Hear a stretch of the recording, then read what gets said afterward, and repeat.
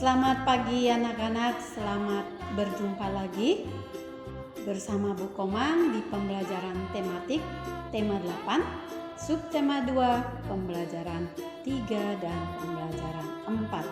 Nah, anak-anak, bagaimana kabarmu hari ini? Semoga semuanya sehat-sehat selalu ya.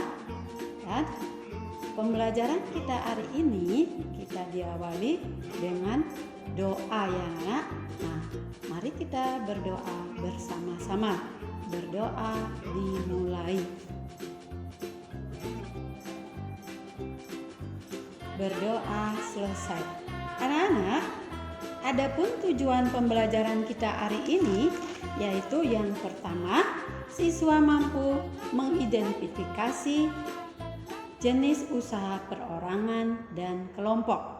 Yang kedua, siswa mampu mendiskusikan dan menghimpun peristiwa penting dalam teks non-fiksi.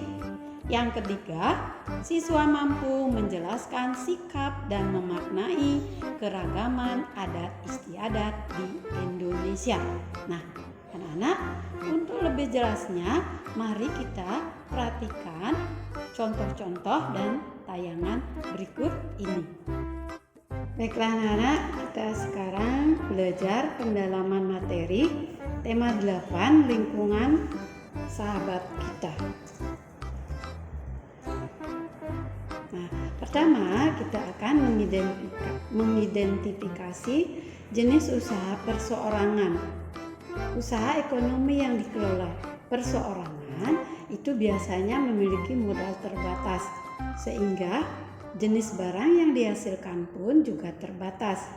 Akan tetapi, keuntungan yang diperoleh dari usaha tersebut dapat dinikmati sendiri oleh pemiliknya. Meskipun memiliki modal terbatas, usaha perseorangan dapat dikembangkan sesuai dengan keinginan pemiliknya. Nah, itu jenis usaha perorangan.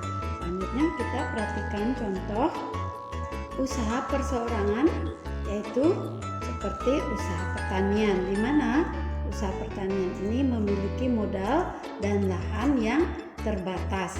Dia juga mengerjakannya sendiri. Selanjutnya yaitu usaha perdagangan.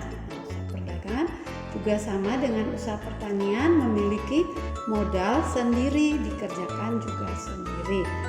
Nah, ada selanjutnya contohnya yaitu usaha jasa. Ini namanya montir ya anak, yaitu usaha perorangan dengan modal sendiri dan juga dikerjakan dengan terbatas. Selanjutnya contohnya yaitu usaha industri perseorangan, di mana usaha industri perseorangan ini memiliki modal sendiri yang dikerjakan di rumah ya. Nah, itulah tadi contoh usaha perseorangan. Nah, selanjutnya kita menjelaskan tentang jenis-jenis usaha kelompok. Usaha kelompok itu biasanya dikelola dan dimiliki oleh lebih dari satu orang. Usaha kelompok memiliki modal besar yang berasal dari beberapa pemilik sehingga mampu menghasilkan barang atau jasa yang beragam jenisnya. Nah, ini berbeda dengan jenis-jenis usaha kelompok perseorangan anak. Nah, mari kita perhatikan jenis usaha kelompok. Contohnya, pertama itu ada namanya badan usaha milik negara atau BUMN, di mana modalnya itu adalah besar anak-anak, itu milik negara. Ada yang namanya firma, itu juga lebih dari satu orang pemiliknya. Ada namanya persekutuan komoditer. Nah, ada namanya perseroan terbatas atau disebut dengan PT, dan ada namanya koperasi. Semua contohnya ini itu adalah modalnya banyak atau pemiliknya lebih dari satu orang. Anak-anak, selanjutnya kita belajar bahasa Indonesia, yaitu mendiskusikan peristiwa penting dalam teks non-fiksi. Nah, bagaimana caranya ya? Yaitu peristiwa penting dapat ditemukan dengan membaca teks secara seksama. Setelah itu, kita dapat mencatatnya sehingga kita akan selalu mengingatnya. Nah, Cara mencatat peristiwa penting dari sebuah teks dapat dilakukan dengan cara membuat peta pikiran, tabel, menjawab pertanyaan atau diagram alir. Nah, anak-anak juga sudah sering ya melakukan ini, yaitu membuat peta pikiran. Ada yang berupa tabel, ada yang berupa diagram. Selanjutnya kita akan menghimpun peristiwa penting dalam teks non-fiksi. Bagaimana caranya? Yaitu di mana setiap paragraf dalam teks itu mengandung peristiwa-peristiwa penting yang akan menambah wawasanmu. Kamu dapat menghimpun peristiwa penting dalam teks non-fiksi. Apa itu menghimpun? Nah, menghimpun itu artinya mengidentifikasi dan mengumpulkan informasi penting yang ada di dalam teks non-fiksi.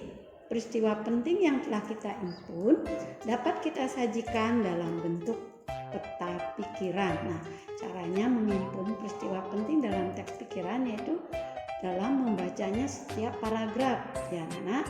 Nah, kemudian peristiwa penting itu kita sajikan dalam bentuk peta pikiran. Selanjutnya kita belajar PPKN, yaitu tentang sikap terhadap keunikan adat istiadat daerah tertentu di Indonesia.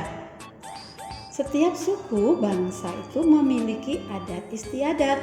Adat istiadat adalah perilaku budaya dan aturan-aturan yang diterapkan dalam masyarakat secara turun-menurun.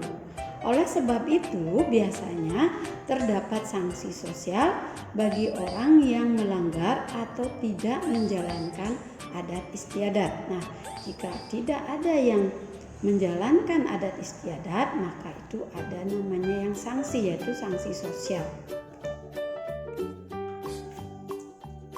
Adat istiadat mengandung nilai-nilai luhur yang berasal dari nenek moyang sehingga menjadi pedoman dalam kehidupan sehari-hari bagi masyarakatnya.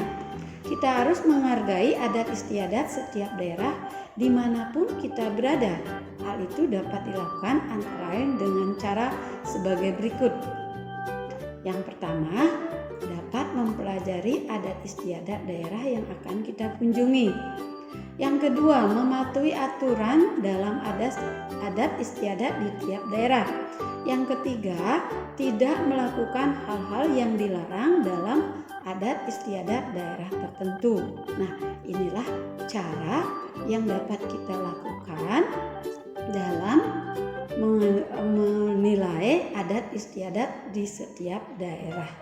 Nah, anak-anak, tadi kita mempelajari tentang sikap adat istiadat. Sekarang kita mempelajari memaknai keberagaman adat istiadat di Indonesia. Pelestarian adat istiadat di tiap daerah di Indonesia itu memiliki tujuan sebagai berikut. Yang pertama itu melindungi dan membina adat istiadat serta nilai sosial budaya masyarakat.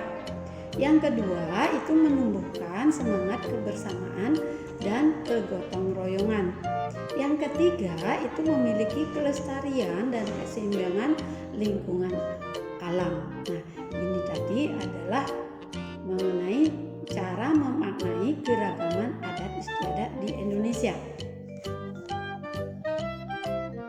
Nah, di sini anak-anak perhatikan gambar ada dua, yaitu adat istiadat yang menunjukkan semangat kegotong royongan dalam masyarakat Indonesia.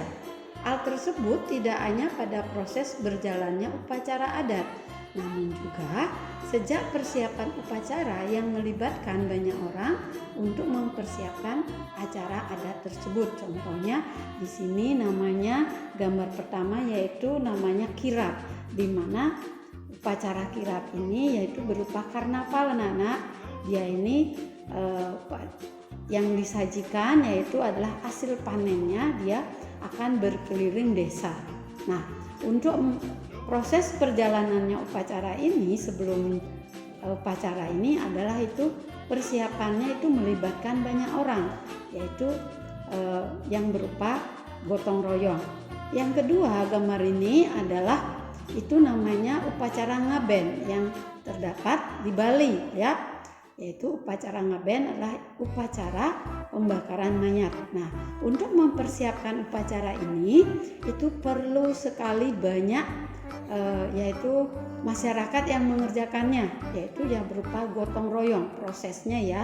Nah, kalau sudah selesai pada hari H-nya barulah ini upacara dibawa ke kuburan anak-anak, itu diarak bersama-sama, yaitu ini masyarakatnya ini dalam upacara adat istiadat gotong royong. Sekian pembelajaran kita hari ini. Nah, bagaimana perasaanmu setelah mengikuti pelajaran tadi? Semoga semuanya menyenangkan ya. Nah, sebelum kita tutup pembelajaran, mari kita membuat kesimpulan pembelajaran tadi ya anak-anak. Yang pertama, jenis usaha ada perorangan dan ada kelompok. Contoh perorangan yaitu usaha pertanian, usaha perdagangan, usaha jasa, dan industri perorangan. Adapun contoh usaha kelompok seperti badan usaha milik negara atau disebut dengan BUMN, yaitu ada yang namanya firma, ada namanya VT, ada namanya koperasi, dan ada namanya persekutuan komoditer. Nah, kesimpulan yang kedua yaitu di mana cara mendiskusikan peristiwa penting dalam teks non-fiksi, yaitu dengan cara mencatat peristiwa penting dari sebuah teks dan dapat kita impun atau kita lakukan dengan cara membuat peta pikiran. Nah, kesimpulan yang ketiga yaitu memaknai keragaman adat istiadat di tiap daerah di Indonesia itu memiliki tujuan di mana melindungi, menumbuhkan, melestarikan adat istiadat serta mempelajarinya. Nah, demikian kesimpulan pembelajaran kita hari ini anak-anak. Nah, mari kita berdoa sebelum pembelajaran kita tutup. Berdoa dimulai. Berdoa selesai. Terima kasih anak-anak. Sampai jumpa. Dah.